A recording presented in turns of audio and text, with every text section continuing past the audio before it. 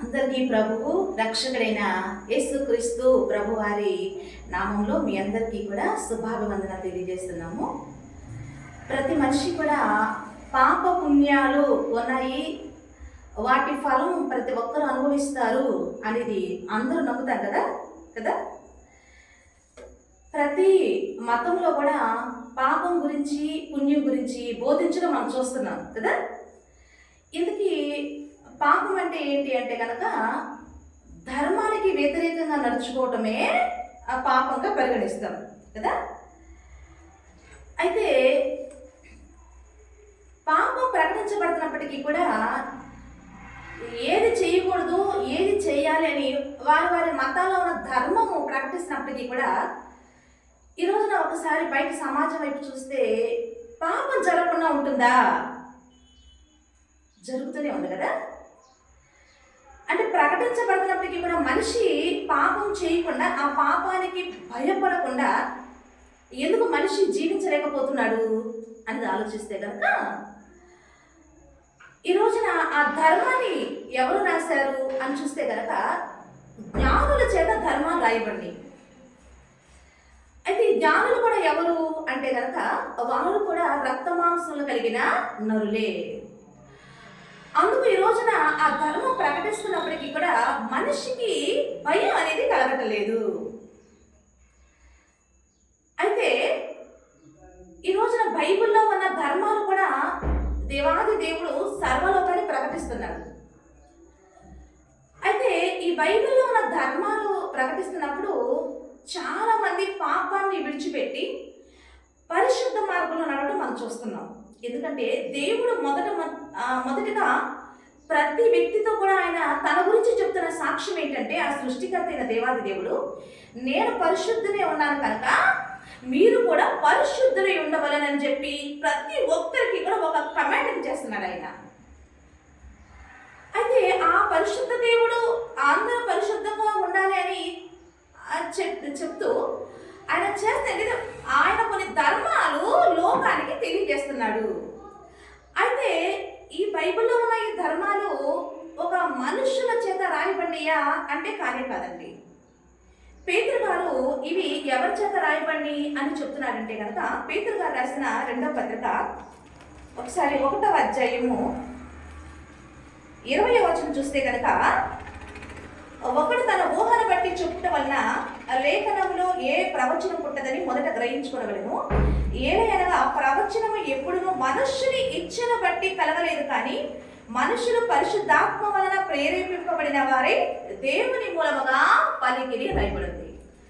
అంటే బైబిల్లో ఉన్న ధర్మాన్ని బోధిస్తుంటే మనిషి ఎందుకు ఈ ధర్మానికి భయపడి పాపాన్ని విడిచిపెట్టగలుగుతున్నారంటే కనుక ఈ మాటలు మనుషుని ఇచ్చను బట్టి రాయబడలేదంట. ఇవి దేవాది దేవుని మూలంగా పలికిన మాటలంట. కాబట్టి ఈ రోజున ఒక వ్యక్తి ఆ పాపానికి భయపడాలి అంటే ఆ వ్యక్తికి సృష్టికర్త చెప్పిన ధర్మము మాటలు ఆ సృష్టికర్త వినినప్పుడే తన పాపాన్ని విడిచిపెట్టగలుగుతున్నాడు అనేది ఈ రోజున అందరినీ చూస్తుంటే, క్రీస్తు వద్దకు వచ్చిన వారిని చూస్తుంటే మనకు అర్థమవుతుంది. అయితే ఇందుకు పౌలు గారి ద్వారా దేవుడు ధర్మం గురించి అసలు ఏమని రాస్తాడు అని చూస్తే కనుక రోమీయులు రాసిన పత్రికలో చూస్తే, రోమీయులు రాసిన పత్రిక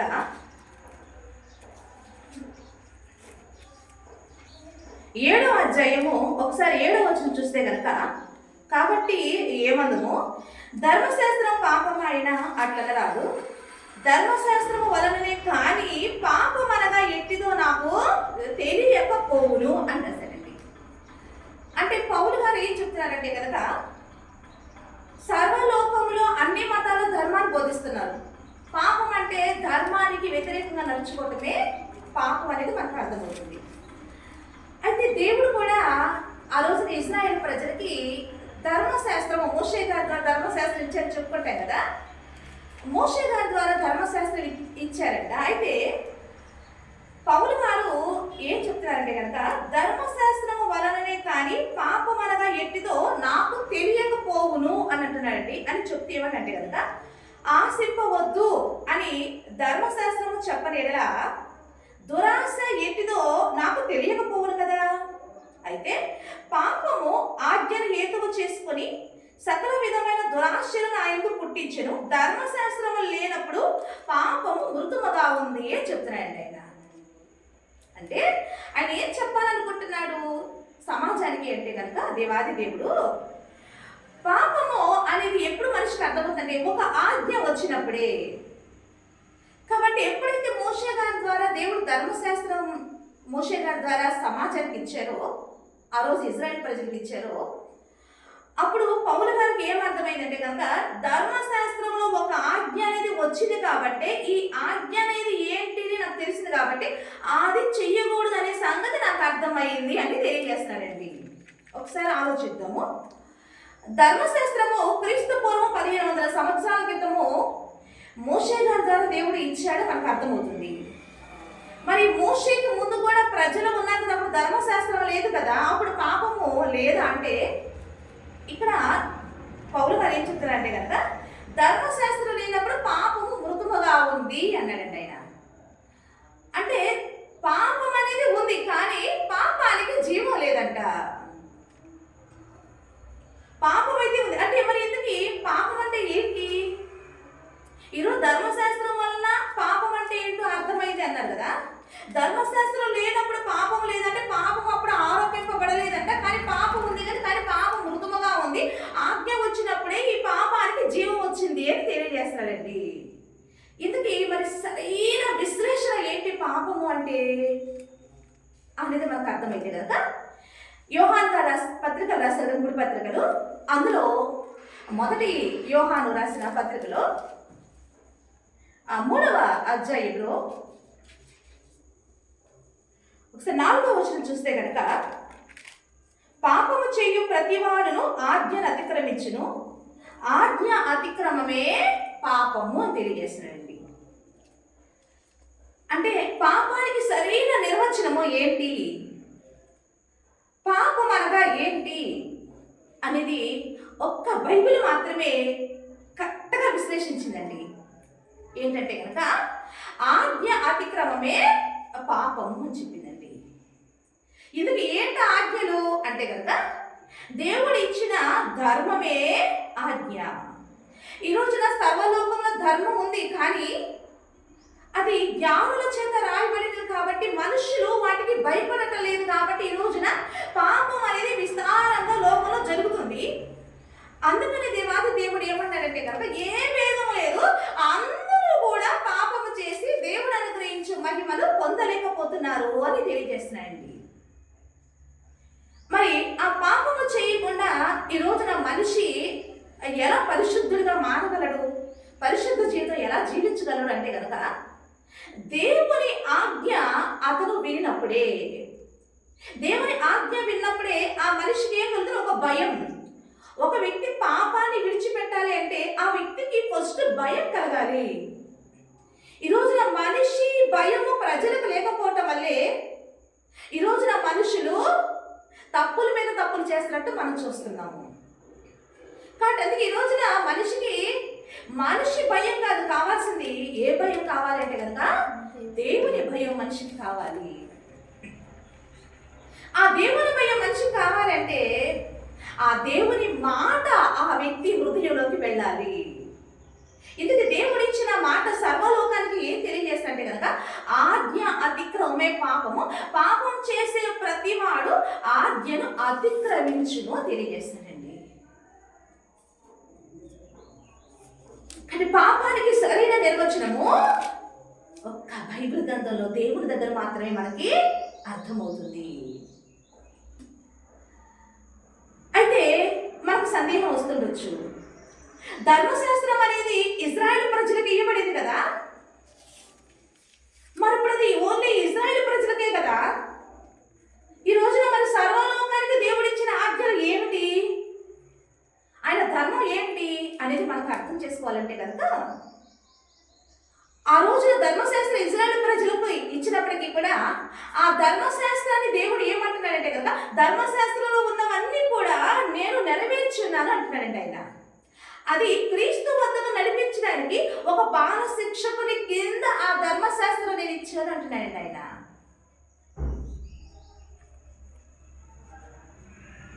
అదేవిధంగా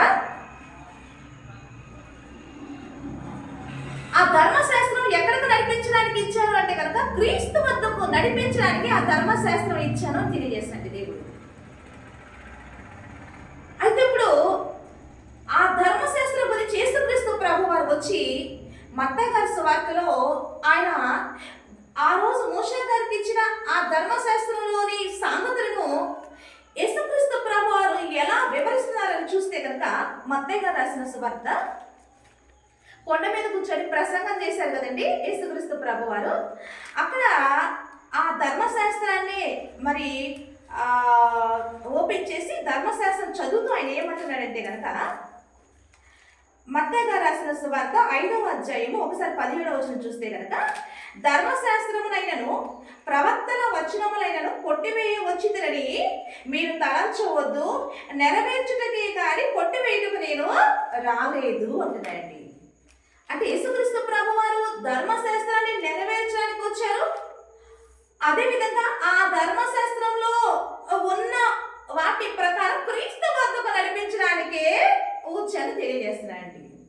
అని ఆయన ఆజ్ఞల గురించి ఏమని మాట్లాడతారో చూస్తే కనుక 21వ వచనం చూస్తే కనుక ఇదే మత్తయి గారి సువార్త 5వ అధ్యాయం 21వ వచనం చూస్తే నరహత్య చేయవద్దు, నరహత్య చేసేవాడు విమర్శకు లోనవునని పూర్వీకులతో చెప్పబడిన మాట మీరు విన్నారు కదా. అంటే పూర్వీకులతో చెప్పబడిన మాట పూర్వీకులతో ఎలా చెప్పాడు దేవుడు అంటే కనుక మోషే గారి ద్వారా దేవుడు ధర్మశాస్త్రం ఇచ్చాడు. ఆ ధర్మశాస్త్రంలో చెప్పిన మాటని ఇప్పుడు యేసుక్రీస్తు ప్రభు జ్ఞాపకం చేస్తూ పూర్వీకులతో ధర్మశాస్త్రంలో నేను చెప్పిన మాటలన్నీ కూడా మీరు విన్నారు కదా, అయితే ఇప్పుడు నేను చెప్పున్నది ఏమనగా అన్నాడండి. అని ఏం చెప్తున్నాడు ఆయన? తన సహోదరుని మీద కోపపడే ప్రతివాడు విమర్శకు లోనగును, తన సహోదరుని చూచి వ్యర్థుడు అని చెప్పేవాడు మహాసభకు లోనగును, ద్రోహి అని చెప్పేవాడు నరకాగ్నికి లోనగును అని చెప్తున్నాడు.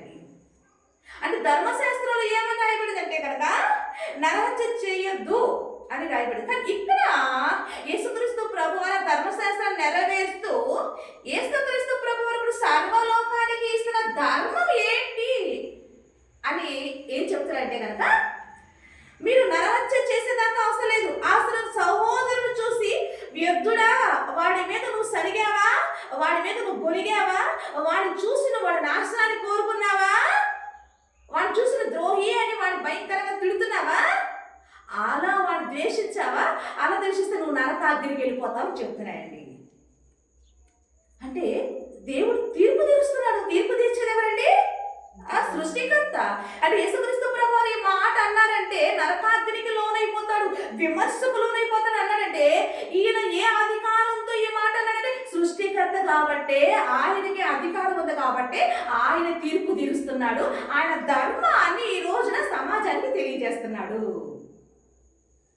ఇంకో మాట చూస్తే 27వ వచనం చూస్తే కనుక వ్యభిచారం చేయవద్దు అని చెప్పబడిన మాట మీ పూర్వీకులతో మీరు విన్నారు కదా, అయితే నేను మీతో చెప్పున్నది ఏమనగా అంటే కనుక ఒక స్త్రీని మోహపు చూపుతో చూచే ప్రతివాడు అప్పుడే తన హృదయమందు ఆమెతో వ్యభిచారం చేసిన వాడు ఆగురు. కాబట్టి నీ కుడి కన్ను నేను అభ్యంతరపరిస్తే దాన్ని పెరిగి నీ అద్దు నుండి పారవేసేయి, నీ దేహం అంతయు నరకంలో పడవేయబడుట కంటే నీ అవయవులు ఒకటి నశించడం నీకు ప్రయోజనము కదా. అంటే ఏం చెప్తున్నాడు ఇక్కడ? అక్కడ వ్యభిచారం చేయొద్దు అని ధర్మశాస్త్రం చెప్పిన దేవుడు ఇక్కడ క్రొత్త ఆజ్ఞ మనకి ఇస్తున్నాడు. ఏమంటే ధర్మాన్ని, ఆయన ధర్మాన్ని ఇంకొంచెం ఆత్మ సంబంధమైన పరిచర్య తీసుకొస్తున్నాడు. ఇప్పుడు నువ్వు శరీరంతో చేసే క్రియలు నీకు ధర్మశాస్త్రం చెప్పాడు, కానీ యేసుక్రీస్తు ప్రభు వారు ఇది ఆత్మ సంబంధమైన పరిచర్య.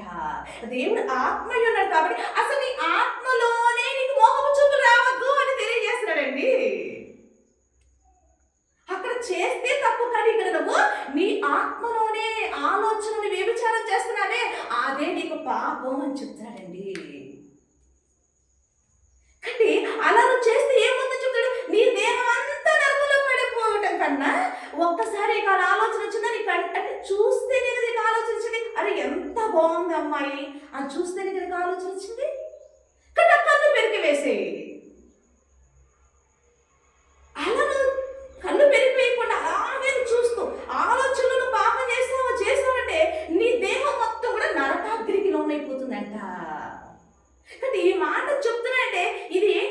ధర్మాన్ని తెలియజేస్తున్నాడు యేసుక్రీస్తు ప్రభువారు.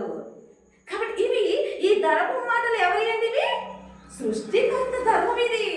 ఇప్పుడు ఈ మాట సర్వలోకానికి వచ్చినప్పుడు ఈ క్రీస్తు మాటకు మాత్రమే సర్వలోకం భయపడి, దేవుడు పరిశుద్ధుడు కాబట్టి ఈ రోజున మనం కూడా పరిశుద్ధతలోనికి భయంతో వణికిపోతూ పరిశుద్ధతలోనికి వస్తున్నాము. పాపాన్ని విడిచిపెడుతున్నాడు ఈ రోజున. కాబట్టి ఆయనలో తెలియజేస్తూ, భూమి మీద ఉన్నప్పుడు ఆయన ధర్మాన్ని తెలియజేస్తూ, తర్వాత ఈ ధర్మం మాటలన్నీ కూడా ఎవరికి అనుగ్రహించి ఎవరి ద్వారా సర్వలోకానికి కూడా ధర్మాన్ని తెలియజేశాడు దేవుడు అంటే కనుక ఆ రోజు మోషే గారి ద్వారా ధర్మశాస్త్రం ఇచ్చిన దేవుడు ఈ రోజున సర్వలోకానికి కూడా పౌలు గారి ద్వారా తన ధర్మాన్ని కూడా మనకు తెలియజేశాడండి. ఏంటని చూస్తే కనుక తెస్సలోనిక రాసిన పత్రికలు ఉన్నాయి కదండి, అందులో సెకండ్ లెటర్లో పౌలు గారు ఏమని చెప్తున్నారు చూస్తే కనుక,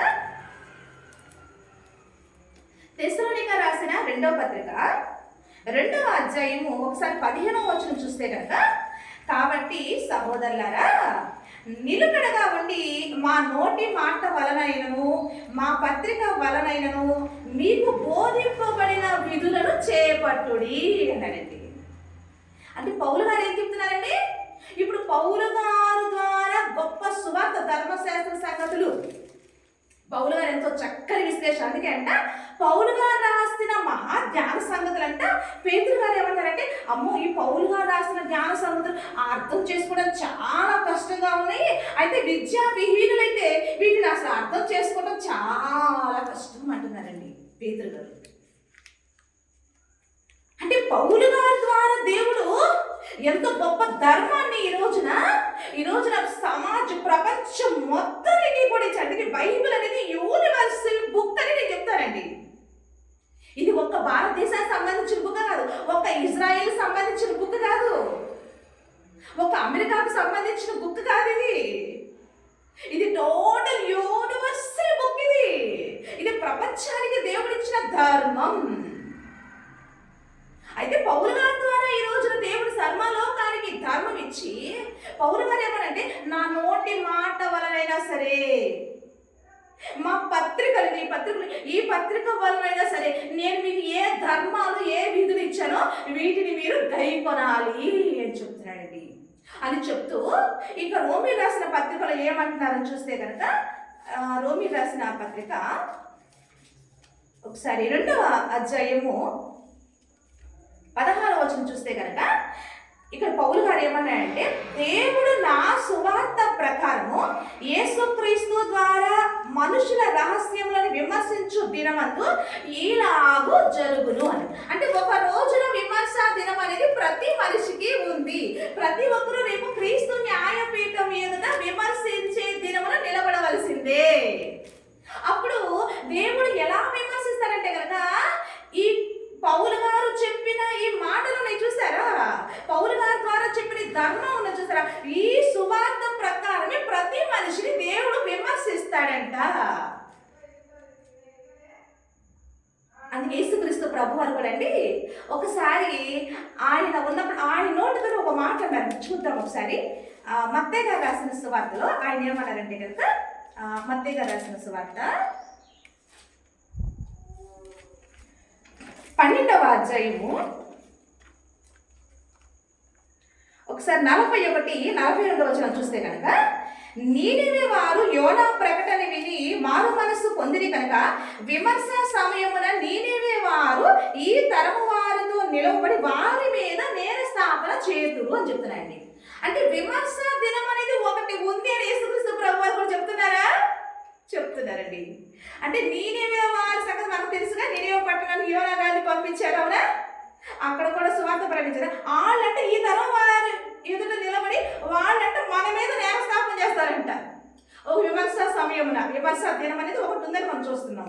ఇంకా ఏం చెప్తున్నారంటే కనుక, విమర్శ సమయం దక్షిణ దేశపు రాణి ఈ తరము వారితో నిలబడి వారి మీద నేరస్థాపన చేయును అంటున్నాడు. అంటే యేసుక్రీస్తు ప్రభు వారు కూడా చెప్తున్నారు విమర్శ దినం ఒకటి ఉంది. పౌలు గారు కూడా చెప్తున్నారు నా సువార్త ద్వారా మిమ్మల్ని విమర్శించే దినం ఒకటి ఉంది.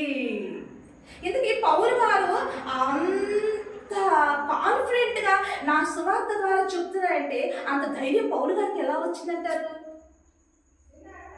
ఎలా వచ్చిందంటే గలతీ రాసిన పత్రిక, ఎందుకు పౌలు గారు ధర్మాలు ఎవరిచ్చిన? పౌలు గారు సొంతంగా మనకి ధర్మం ఇచ్చారండి? కానే కాదు. పౌలు గారు ఏం చెప్తారంటే గలతీయులకు రాసిన పత్రిక 1వ అధ్యాయం చూస్తే కనుక 1వ అధ్యాయము 11వ వచనం చూస్తే ఒకసారి, సహోదరులారా, నేను ప్రకటించిన సువార్త మనుష్యుని యోచన ప్రకారమైనది కాదని మీకు తెలియచెప్పుచున్నాను. అంటే పౌలు గారు నా సువార్త ద్వారా మిమ్మల్ని విమర్శించే సమయం ఒకటి ఉంది అని చెప్పారా పౌలు గారు? అదే పౌలు గారు ఏమన్నారంటే కనుక, నేను చెప్పిన ఈ సువార్త మనుష్యుని యోచనను బట్టి చెప్పినది కాదు అని ఏం చెప్తానంటే కనుక, మనుషుని యోచనమైనది కాదని మీకు తెలియజెప్పుచున్నాను. మనుషుని వల్ల దానిని నేను పొందలేదు, నాకెవరు కూడా దాన్ని బోధింపలేదు, కానీ యేసు క్రీస్తు బయలుపరచుట వలననే అది నాకు లభించింది అని తెలియజేస్తుంది. అందుకే పేతురు గారు కూడా ఈ ధర్మము మనుషుని ఇచ్చిన బట్టి పుట్టింది కాదు. అందుకే సమాజంలో ధర్మం ఉన్నా ధర్మ సూత్రాలు ప్రకటిస్తున్నప్పటికీ కూడా ధర్మానికి వ్యతిరేకంగా సమాజంలో మనుషులు నడిచి పాపం చేస్తూనే ఉన్నారు. ఏ భేదం లేదు, అందరూ పాపానికి లోనైపోతున్నారు, అందరూ విమర్శించబడుతున్నారు.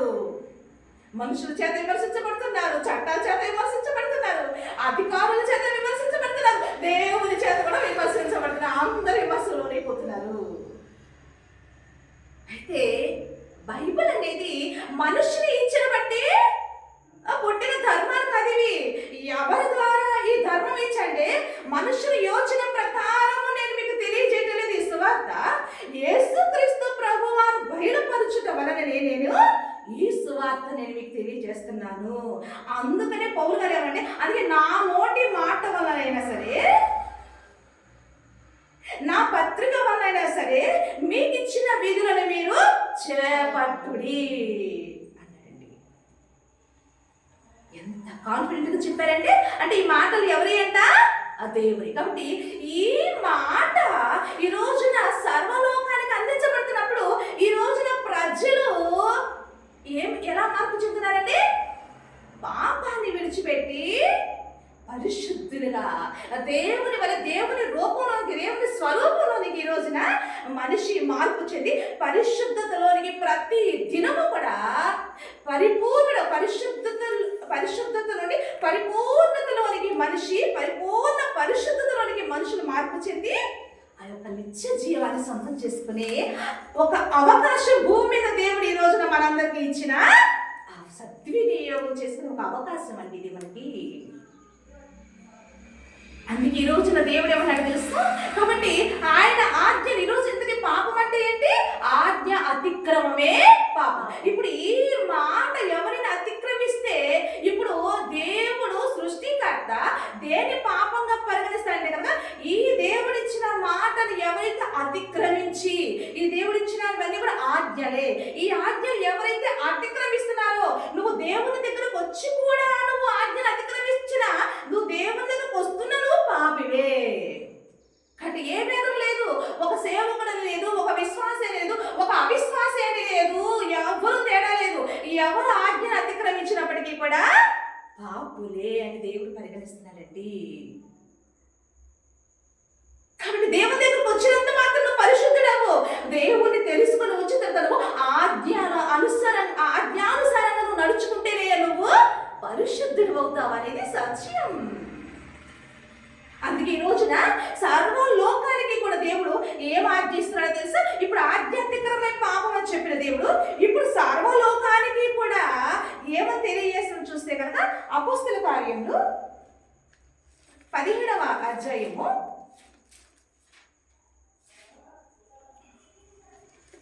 ఒకసారి అపోస్తల కార్యములు 17వ అధ్యాయంలో ఒకసారి 30వ వచనంలో దేవుడు పౌలు గారి ద్వారా ఏం తెలియజేసినట్టు చూస్తే కనుక, ఆ అజ్ఞాన కాలములను దేవుడు చూడనట్టుగా ఉండెను, ఇప్పుడైతే అంతటను అందరూ మారు మనస్సు పొందవలనని మనుషులకు ఆజ్ఞాపించుచున్నాడు అనేది మనం చూస్తున్నామండి.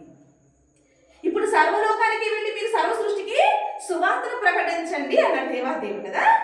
ఇప్పుడు సర్వలోకానికి సర్వ సృష్టి సువార్త ప్రకటిస్తుంటే ఈ రోజున అందరూ ఏమంటున్నారంటే, ఏమంటున్నారు? అందరూ కొంతమంది మాకేం చెప్పేవాళ్ళని వ్యతిరేకించే వాళ్ళు ఉన్నారా? అంటే సువార్త విని నువ్వు మారు మనసు పొందమని దేవుని ఆజ్ఞ. కానీ ఈ రోజున మారు మనసు పొందకుండా ఈ రోజు నువ్వు అలా ఉన్నావంటే అది ఆజ్ఞ అతిక్రమిస్తున్నావని దేవుడు తెలియజేశాడు. ఆజ్ఞ అతిక్రమే పాపము. కాబట్టి ఈరోజు మారు మనసు పొందకుండా ఎవరు చనిపోయినా వారు ఆజ్ఞను అతిక్రమించిన వారే. కాబట్టి ఆజ్ఞను అతిక్రమించింది దేవుని ధర్మ ప్రకారం ఏంటంటే కదా అది పాపము. కాబట్టి పాపము చేసిన వారికి శిక్ష ఏంటంటే పాపం వల్ల వచ్చే జీతం ఏంటంట మరణం. అదేంటి నరకాగ్నికి లోనవుతాడు. విమర్శకులు లోనవుతున్నావు, నశించిపోతున్నావు.